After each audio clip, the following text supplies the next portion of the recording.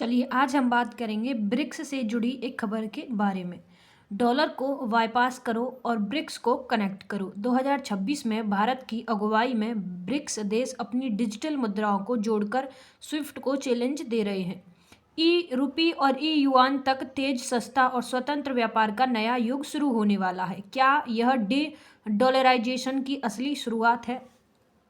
तो चलिए खबर को देखें तो डॉलर को दरकिनारे करते हुए डिजिटल भुगतान प्रणाली विकसित करने की दिशा में ब्रिक्स देशों की योजनाओं में भारत अग्रणी भूमिका निभा रहा है। ब्रिक्स भुगतान प्रणाली के बारे में अगर हम देखें कि ब्रिक्स भुगतान प्रणाली क्या है और इससे जुड़े सभी पॉइंट्स को कवर करें तो सबसे पहले देखेंगे हम कि ब्रिक्स क्या है, यानी कि ये जो ब्रिक्स है वो क्या है। तो ये एक सम्मेलन है। जैसे कि हम बात करें, हाँ, ब्रिक्स देशों द्वारा डॉलर को दरकिनारे करते हुए एक डिजिटल भुगतान प्रणाली विकसित करने की जो योजना है वो वैश्विक अर्थव्यवस्थाओं में एक महत्वपूर्ण तनाव का संकेत देती है। जैसे बात करें हम, ये ब्रिक्स जो है वो क्या है, तो ब्रिक्स एक अंतर्राष्ट्रीय संगठन है जो दुनिया की प्रमुख उभरती अर्थव्यवस्थाओं को एक मंच पर प्रदान करता है। इसका मुख्य उद्देश्य सदस्य देशों के बीच आर्थिक सहयोग, राजनीतिक समन्वय, व्यापार, निवेश और वैश्विक मुद्दों पर चर्चा बढ़ाना है। यह ग्लोबल साउथ की आवाज़ को मजबूत करने और पश्चिमी प्रधान वैश्विक व्यवस्थाओं जैसे IMF और वर्ल्ड मैप G7 में संतुलन लाने की दिशा में काम करता है। इसके नाम की उत्पत्ति की बात करें तो मूल रूप से 2001 में गोल्डमैन सैक्स के अर्थशास्त्री जेम ओ नील ने ब्रिक्स जो शब्द है उसको गढ़ा था, जो ब्राजील, रसियन, इंडिया, चाइना को दर्शाता है। 2009 में पहला औपचारिक समिट हुआ और 2010 में साउथ अफ्रीका शामिल होने से नाम जो है वो ब्रिक्स हो गया। इसका मुख्य फोकस जो है वो किस पे रहता है, तो डॉलराइजेशन, लोकल मुद्राओं से व्यापार, न्यू डेवलपमेंट बैंक, डिजिटल भुगतान सिस्टम जैसे कि ब्रिक्स पे और बहुपक्षीय को बढ़ावा देना है। इसकी वर्तमान स्थिति 2026 की बात करें तो ब्रिक्स अब ब्रिक्स प्लस के रूप में जाना जाता है, क्योंकि इसमें कई नए सदस्य जुड़ चुके हैं। यह दुनिया की लगभग 40 से 50% जनसंख्या और 35 से 40% वैश्विक GDP का प्रतिनिधित्व करता है। अब हम बात करें ब्रिक्स के विस्तार के बारे में, के बारे में, तो इसकी समय रेखा के बारे में। तो 2006 से 2009 की बात करें तो मूल ब्रिक्स ब्राज़ील, रसिया, चाइना और इंडिया, अनौपचारिक शुरुआत इसकी इनसे हुई थी। 2010 में साउथ अफ्रीका शामिल हुआ, जिससे ये ब्रिक्स इसका नाम बन गया।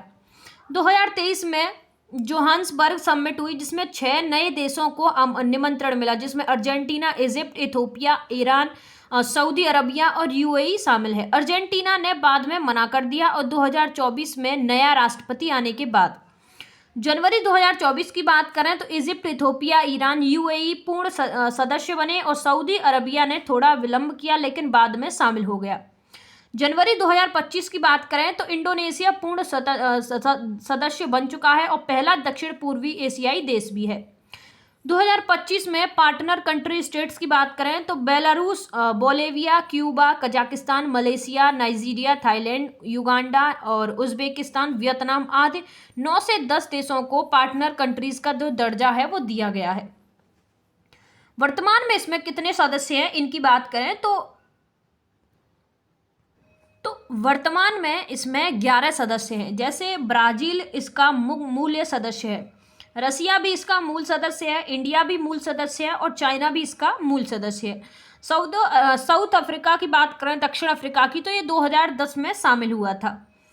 इजिप्ट की बात करें यानी कि मिस्र की, तो ये 2024 में शामिल हुआ था। इथोपिया की बात करें तो ये 2024 में, ईरान भी 2024 में और यूनाइटेड अरबिया इमिरेट्स यानी कि संयुक्त अरब अमीरात जो है वो UAE वो 2024 में ही शामिल हुआ है इन सभी देशों के साथ। सऊदी अरबिया जो है वो 24 से 25 के बीच में पूर्ण रूप से शामिल हुआ है और इंडोनेशिया जनवरी 2026 में शामिल हुआ है। कुछ स्रोतों में 10 से 11 सदस्य बताए जाते हैं, लेकिन नवीनतम जो जानकारी है 2026 के अनुसार उसमें 11 पूर्ण सदस्य हैं, जिनमें सऊदी अरबिया और इंडोनेशिया शामिल हैं। अब बात करें ब्रिक्स भुगतान प्रणाली के बारे में, ये क्या है। तो ब्रिक्स भुगतान प्रणाली, ब्रिक्स पेमेंट सिस्टम ब्रिक्स देशों जैसे कि ब्राजील, रूस, भारत, चीन, दक्षिण अफ्रीका और नए देशों जैसे कि मिस्र, इथोपिया, ईरान जैसे द्वारा विकसित की जा रही एक डिजिटल क्रॉस बॉर्डर भुगतान व्यवस्था है। इसका जो मुख्य लक्ष्य है वो यूएस डॉलर और स्विफ्ट सिस्टम पर निर्भरता को कम करना है, ताकि सदस्य देश आपस में राष्ट्रीय मुद्रा यानी या उनकी सीबीडीसीएस में सीधे व्यापार, पर्यटन और अन्य भुगतान कर सकें। यह कोई एक साझा ब्रिक्स मुद्रा नहीं है, बल्कि मौजूदा राष्ट्रीय सेंट्रल बैंक डिजिटल करेंसी को आपस में जोड़ने वाला एक इंटर ऑपरेबल प्लेटफॉर्म है। मुख्य नाम और इसके रूप की बात करें तो ब्रिक्स पे या ब्रिक्स ब्रिजिट सबसे ज़्यादा इस्तेमाल होने वाला नाम है। ब्रिक्स क्रॉस बॉर्डर से पेमेंट इनिशिएटिव BCBPA पुराना कॉन्सेप्ट अब CBDC के साथ अपडेटेड है। CBDC ब्रिज या ब्रिक्स CDBC इंटरऑपरेबिलिटी प्लेटफॉर्म है। ये कैसे काम करता है, इसकी प्रणाली क्या है? तो CBDS का लिंकिंग यानी कि भारत का ई-रुपी, चीन का ई-युआन, रूस का ई-रूबल आदि को एक कॉमन इंफ्रास्ट्रक्चर से जोड़ा जाएगा। तकनीक की बात करें इसकी तो ब्लॉकचेन या डिस्ट्रीब्यूटेड लेजर टेक्नोलॉजी आधारित बिज को एम ब्रिज प्रोजेक्ट से प्रेरित, जिसमें पहले से ही चीन और यूएई, सऊदी अरब आदि टेस्ट कर रहे हैं, वो 55 बिलियन प्लस ट्रांजैक्शन हो सके। इसकी प्रक्रिया की बात करें तो व्यापार या भुगतान लोकल मुद्राओं में होगा। इस सेटलमेंट साइकिल की बात करें तो ट्रांजैक्शन को तुरंत सेटल करने की बजाय नेट बैलेंस पर समय समय पर सेटलमेंट होगा। लाभ की बात करें तो तेज और सस्ता, कम फीस और कोई डॉलर कन्वर्जन नहीं, प्रतिबंधों से सुरक्षित जैसे कि रूस जैसे स्विफ्ट से कटे हुए हैं। मौद्रिक संप्रभुता बनी रहेगी, कोई साझा मुद्रा नहीं रहेगी। जैसे हम उदाहरण दें तो भारत रूस व्यापार में रुपए रूबल में सीधा सेटलमेंट बिना डॉलर के होगा। इसमें भारत की भूमिका की बात करें जो कि 2026 में अत्यधिक महत्वपूर्ण है, तो भारत ब्रिक्स की 2026 अध्यक्षता संभाल रहा है और समिट की मेजबानी करेगा। RBI reserve bank of India ने सरकार को सिफारिश की है कि 2026 में ब्रिक्स समिट में CBDC को लिंक करने का प्रस्ताव रखा जाए। यह पहली बार होगा जब ऐसा औपचारिक प्रस्ताव आएगा। भारत के UPI मॉडल इस सिस्टम के लिए प्रेरणा स्रोत है, तेज, सस्ता और इंटरऑपरेबल। RBI का जो फोकस है वह क्रॉस बॉर्डर ट्रेड, पर्यटन, भुगतान आसान बनाना और रुपए की ग्लोबल उपयोगिता जो है उसको बढ़ाना है। इसकी वर्तमान स्थिति क्या है? तो अभी पायलट प्लानिंग स्टेज में है। ज़्यादातर CBDC, ई-रुपी, ई-युआन आदि पायलट में है। 2026 में समिट में एजेंडा पर आएगा। अगर मंजूर हुआ तो 2026 से 28 में पायलट टेस्टिंग और 2030 तक बड़े स्तर पर है। ब्रिक्स पे नाम के एक अलग प्लेटफॉर्म भी है जो ब्रिक्स बिजनेस काउंसिल से जुड़ा है।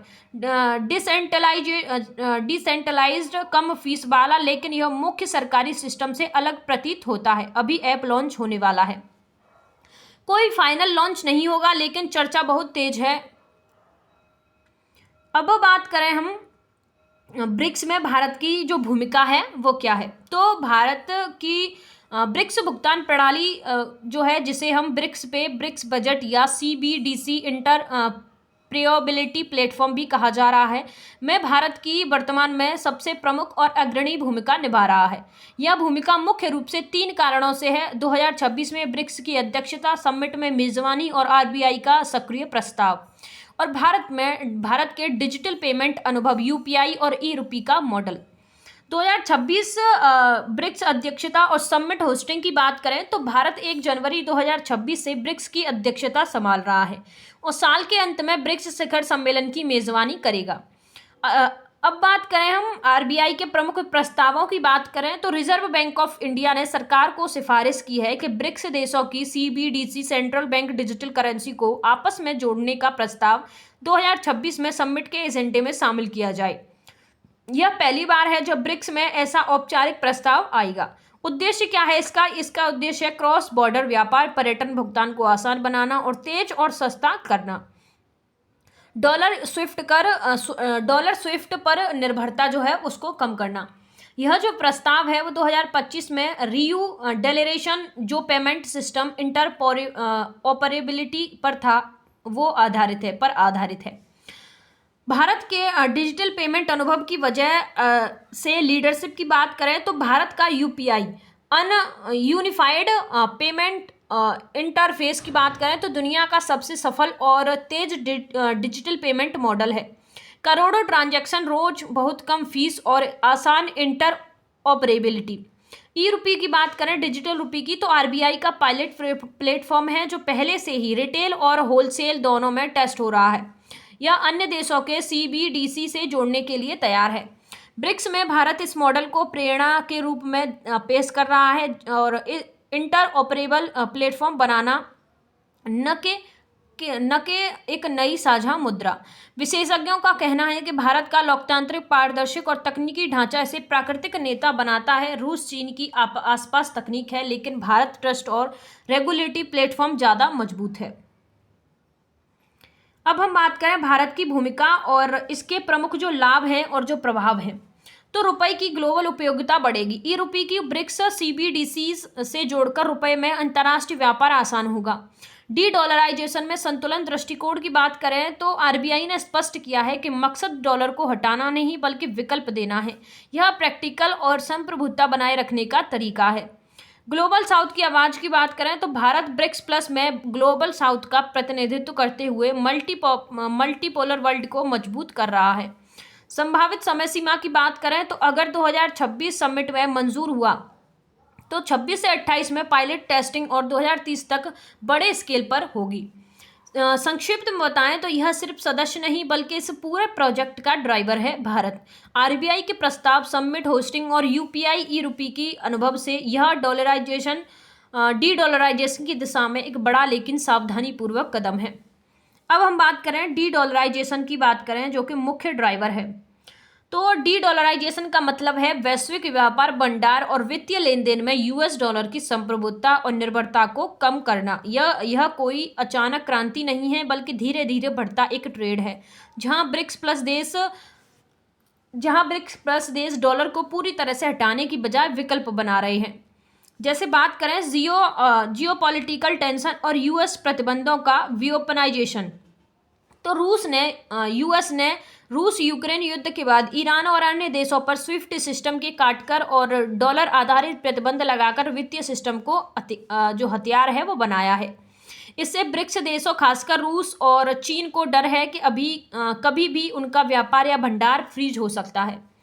परिणाम क्या होंगे कि देश डॉलर निर्भरता कम करके सैन्य आर्थिक स्वतंत्रता चाहते हैं और उदाहरण हैं जैसे कि रूस चीन का व्यापार 95% प्लस अब युआन रूबल में होता है।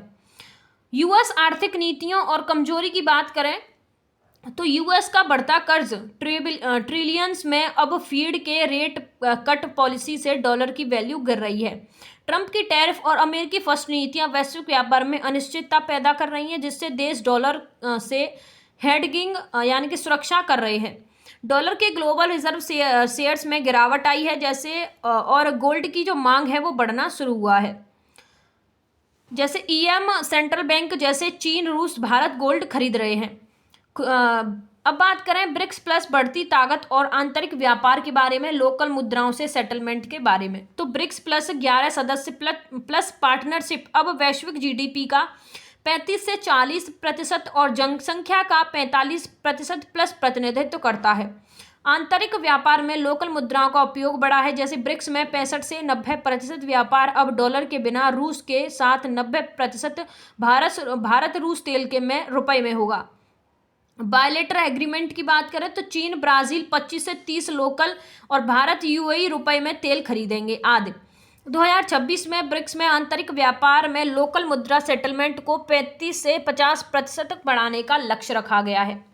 डिजिटल भुगतान और सीबीडीसी के उदय की बात करें तो स्विफ्ट से बचने के लिए सीबीडीसी इंटर ऑपरेबिलिटी ई रुपी, ई युआन और ई रूबल को जोड़ना है।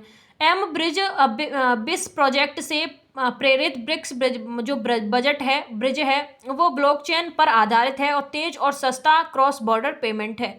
भारत की 2026 अध्यक्षता में आरबीआई का जो प्रस्ताव है वो 2026 समिट में सीबीडीसी लिंकिंग पर चर्चा करना है। लाभ की बात करें तो कम फीस, तेज सेटलमेंट और प्रतिबंधों से सुरक्षा। गोल्ड हार्ड एसेट्स की ओर शिफ्ट होने की बात करें तो ईएम सेंट्रल बैंक जैसे कि चीन, रूस, भारत, तुर्की गोल्ड रिजर्व बढ़ा रहे हैं और ईएम में गोल्ड शेयर 4 से 9% हो गया है। गोल्ड को डॉलर के विकल्प के रूप में देखा जा रहा है क्योंकि यूएस कर्ज बढ़ने से डॉलर की स्थिरता पर सवाल उठे हैं। कुछ रिपोर्ट्स में ब्रिक्स गोल्ड बैक्स यूनिट का जो बास्केट है वो चर्चा की गई है। मल्टी वर्ल्ड ग्लोबल साउथ की महत्वाकांक्षा की बात करें तो ब्रिक्स प्लस ग्लोबल साउथ का प्रतिनिधित्व करता है जो यूएस केंद्रित सिस्टम, आईएमएफ और वर्ल्ड बैंक से असंतुष्ट है। मल्टीपोलर ऑर्डर बनाने की कोशिश है जैसे NDB, New Development Bank, CRA, Contingent Reserve Arrangement और अब पेमेंट सिस्टम। एशियन और क्षेत्र भी डॉलर कम करने की योजना बना रहे हैं। अब बात करें सीबीडीसीएस सेंट्रल बैंक डिजिटल करेंसी के महत्व के बारे में। तो इसके सेंट्रल बैंक डिजिटल की करेंसी की बात करें तो यह एक डिजिटल रूप से जारी की जाने वाली राष्ट्रीय मुद्रा है जो सेंट्रल बैंक आरबीआई द्वारा नियंत्रित और बैंक की जाएगी। यह कैश का डिजिटल संस्करण है लेकिन ब्लॉकचेन या डिस्ट्रीब्यूटेड लेजर टेक्नोलॉजी पर आधारित हो सकती है। सीबीडीसीएस के 2 प्रकार होते हैं जैसे रिटेल और होलसेल। रिटेल सीबीडीसी की बात करें तो आम लोगों के लिए जैसे भारत का ई-रूपी। होलसेल सीबीडीसी की बात करें तो बैंकों और बड़े ट्रांजैक्शन के लिए क्रॉस बॉर्डर सेटलमेंट में ज़्यादा उपयोगी। सीबीडीसी का महत्व आज वैश्विक स्तर पर बहुत बढ़ गया है, खासकर ब्रिक्स देशों में डी डॉलराइजेशन और मल्टीपोलर वित्तीय व्यवस्था बनाने के लिए। कुछ अन्य महत्वपूर्ण बिंदु इससे जुड़े हैं जैसे अगर हम देखें सीबीडीसीएस का महत्व आज वैश्विक स्तर पर बहुत बढ़ गया है, खासकर ब्रिक्स देशों में डी डॉलराइजेशन और मल्टीपोलर वित्तीय व्यवस्था बनाने के लिए। नीचे कुछ महत्वपूर्ण पॉइंट हैं जैसे क्रॉस बॉर्डर भुगतान में क्रांति। पारंपरिक सिस्टम धीमा और महंगा और यूएस प्रभावित है। ट्रांजैक्शन में 2 से 5 दिन लगते हैं और फीस 1 से 3% है।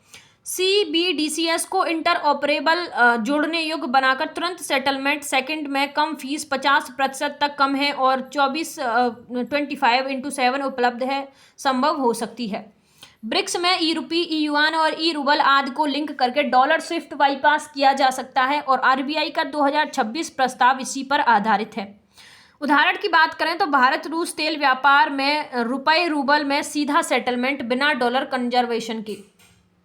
डी डॉलराइजेशन और मौद्रिक स्वतंत्रता की बात करें तो यूएस प्रतिबंधों जैसे कि रूस, ईरान आदि से बचाव, स्विफ्ट के कट ऑफ होने पर भी व्यापार जो है वो जारी रह सकता है।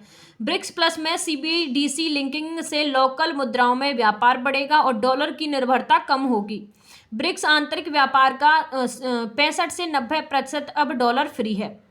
आरबीआई के फोकस की बात करें तो रुपए की ग्लोबल उपयोगिता बढ़ाना, न कि डॉलर को हटाना, लेकिन यह विकल्प प्रदान करता है। आर्थिक और वित्तीय लाभ की बात करें तो ट्रांजैक्शन कास्ट कम होगा, फाइनेंशियल इंक्लूजन होगा और प्रोग्रामेबल मनी होगी और सुरक्षा और ट्रांसपेरेंसी होगी। जैसे कि सेंट्रल बैंक कंट्रोल से फ्रॉड कम होंगे लेकिन प्राइवेसी की चुनौती रहेगी। ब्रिक्स की वर्तमान स्थिति की बात करें तो भारत ई-रूपी दिसंबर 2022 से 7 billion plus retail users pilot में होलसेल और रिटेल दोनों होंगे।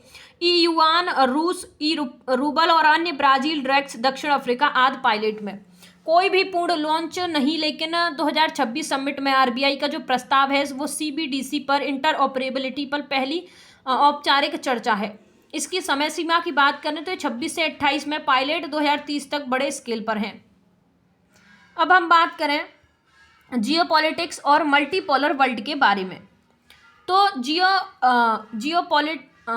जियोपॉलिटिक्स और मल्टी वर्ल्ड की बात करें, मल्टीपोलर वर्ल्ड की, तो इसका मतलब है वैश्विक शक्ति अब 1 या 2 देशों जैसे पहले केंद्रित थी, केवल यूएस केंद्रित थी। और अनपॉपुलर या यूएस रशियन बायोपॉपुलर में केंद्रित नहीं है, बल्कि इस कई केंद्रों में बटी हुई है, जैसे ब्रिक्स और ब्रिक्स प्लस इस बदलाव का सबसे बड़ा प्रतीक और ड्राइवर बन गया है। 2026 में भारत की अध्यक्षता के साथ ये ट्रेड और तेज हो रहा है। जैसे मल्टी पोलर वर्ल्ड में ब्रिक्स की भूमिका। ब्रिक्स प्लस 11 सदस्य दुनिया की लगभग 45 से 50% जनसंख्या और 35 से 40% जीडीपी का प्रतिनिधित्व करते हैं। यह पश्चिमी हेजिमोनी एक तरफा प्रभुत्व को चुनौती देता है, लेकिन एंटी वेस्ट नहीं है, बल्कि नॉन वेस्टर्न विकल्प प्रदान करता है। इसका मुख्य जो लक्ष्य है वो रिफॉर्म एग्जिस्टिंग इंस्टीट्यूशन यानी कि यूएन, आईएमएफ आदि में सुधार, न कि उन्हें पूरी तरह बदलना। 2026 में भारत की अध्यक्षता थीम है building of resilience, innovation, cooperation and sustainability, जो मल्टी पोलरिटी को मजबूत करती है। जियोपॉलिटिकल ड्राइवर्स की बात करें तो यूएन की नीतियां, ट्रंप की अमेरिकी फर्स्ट टैरिफ प्रतिबंध यूएस, ईरान आदि पर और डॉलर को वेपनाइजेशन, इससे देश विकल्प तलाश कर रहे हैं। चीन और रूस की भूमिका। चीन आर्थिक प्रभाव बढ़ा रहा है, रूस सुरक्षा और ऊर्जा में मजबूत है, लेकिन ब्रिक्स में असमानता है। चीन का प्रभाव ज़्यादा है, लेकिन भारत बैलेंस करता है। ग्लोबल साउथ के उदय की बात करें तो अफ्रीका, लैटिन अमेरिका, एशिया के ब्रिक्स में शामिल होकर अपनी आवाज़ बढ़ा रहे हैं। क्षेत्रीय संघर्ष, यूक्रेन युद्ध, मिडिल ईस्ट टेंशन, ब्रिक्स इसमें न्यूट्रल या डायलॉग्यू बेस्ड रुख अपनाता है, जो मल्टीपोलिटी को बढ़ावा देता है। भारत की भूमिका और बैलेंसर और लीडर की बात करें तो भारत ब्रिक्स में मल्टी एलिगेंट का प्रतीक है। ब्रिक्स प्लस सदस्य क्वाड, यूएस, जापान, ऑस्ट्रेलिया के साथ प्लस एससीओ प्लस G20। 2026 में अध्यक्षता में भारत डायलॉग्यू और ब्रिजेस बनाने पर फोकस कर रहा है, जैसे फ्रांस के साथ सहयोग की बात। भारत ब्रिक्स को एंटी G7 नहीं बनने देता, बल्कि कोलैबोरेटिव रखता है।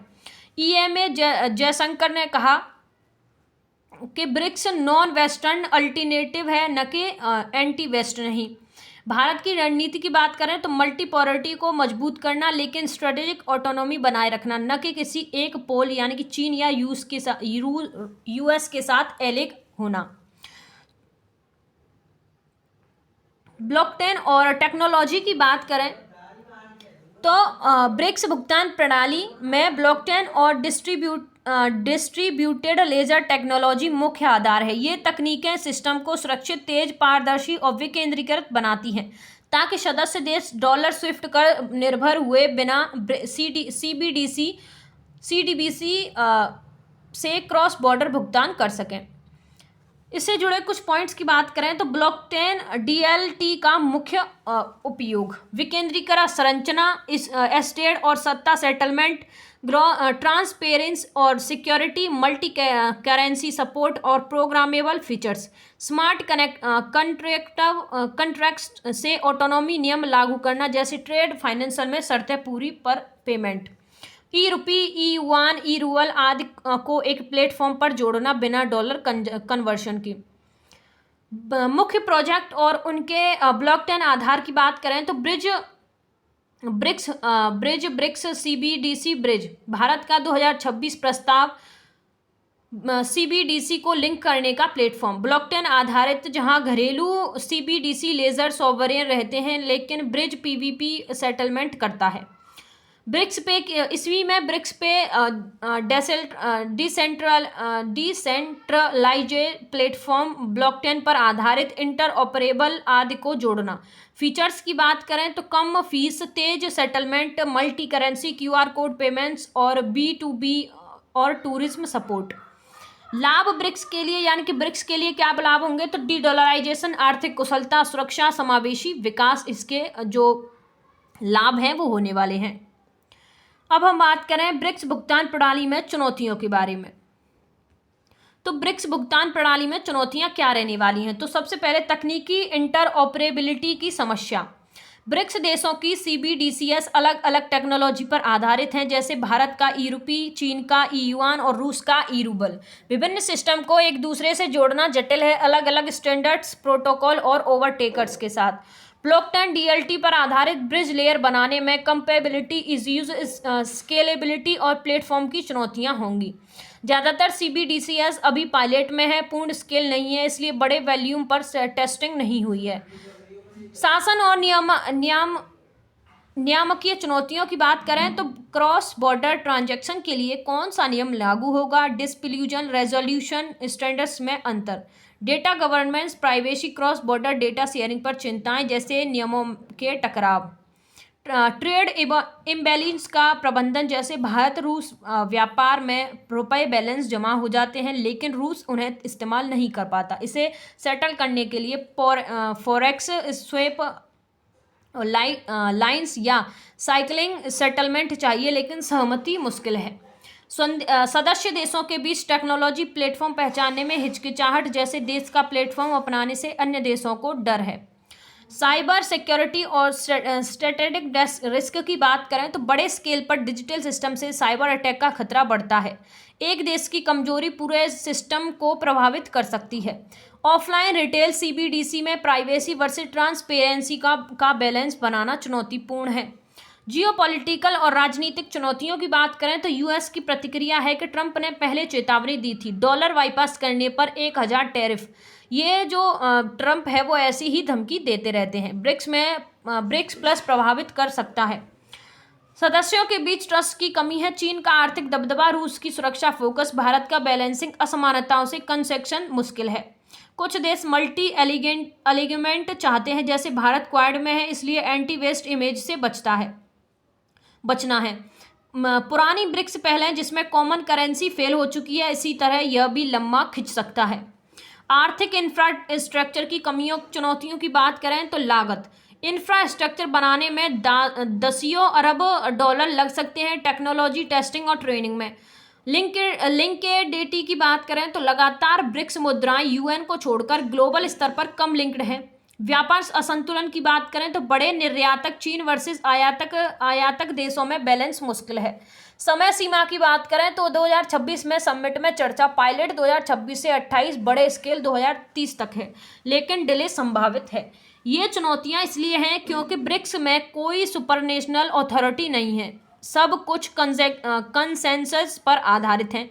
सफलता सदस्यों के बीच ट्रस्ट, कॉमन स्टैंडर्ड्स और धैर्य पर निर्भर करेगी। आरबीआई और भारत का फोकस संतुलित है, डॉलर को हटाना नहीं बल्कि विकल्प देना है। अगर ये चुनौतियां सुलझी तो ब्रिक्स भुगतान प्रणाली मल्टीपोलर वर्ल्ड में बड़ा बदलाव ला सकती है, लेकिन अभी यह प्रस्ताव से ज़्यादा आगे नहीं बढ़ी है। धन्यवाद।